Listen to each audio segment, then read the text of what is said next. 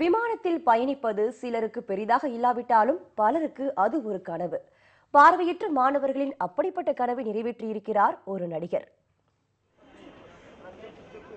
ஒவ்வொரு ஆண்டும் ஒரு கேளிக்கை நிகழ்ச்சி நடத்தி அதில் கிடைக்கும் பணத்தை ஆதரவற்ற மாணவர்களின் கல்விக்கு உதவி வருகிறார் நடிகர் மைம் கோபி. இதன் ஒரு பகுதியாக கடந்த ஆண்டு மாற்றுத்திறனாளிகளை இலவசமாக விமானத்தில் அழைத்துச் சென்ற கோபி இந்த ஆண்டு பார்வையற்ற மாணவர்களின் பறக்கும் கனவை நனவாக்கியுள்ளார்.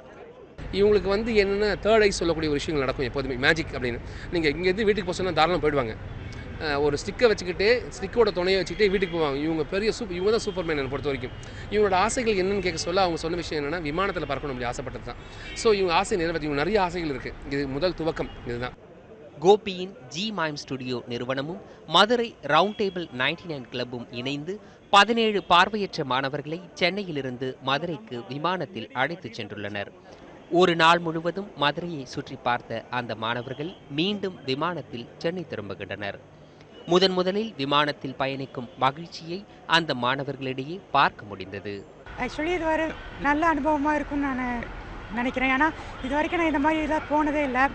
அதுவும் இல்லாமல் ஸ்கூலில் வேணால் டூர் ஓரளவு போயிருக்கோம். ஆனால் அது ட்ரெயினில் தான் ட்ராவல் பண்ணதுனால முறையாக ஃப்ளைட்டுனால எனக்கு கொஞ்சம் ஜாலியாகவும் ரொம்ப த்ரில்லாக இருக்குது. எப்படி இருக்குன்னு எனக்கு தெரியல.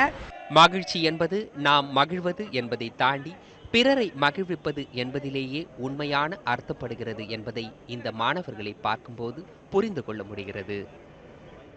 மைம் ஸ்டுடியோ மூலமா 17 பிசிக்கலி சேலஞ்ச் குழந்தைகளை சென்னை டு மதுரை ஒரு ஃப்ரீ ரைட் மைம் கோபி அவர்கள் இந்த வருடம் கூட்டிட்டு போயிட்டு இருக்காரு. ஸோ இவரோட இந்த முயற்சி அனைவரும் அதிலும் பாராட்டத்தக்கது. ஒளிப்பதிவாளர் அருணுடன் நித்யா, நியூஸ் 18 தமிழ்நாடு.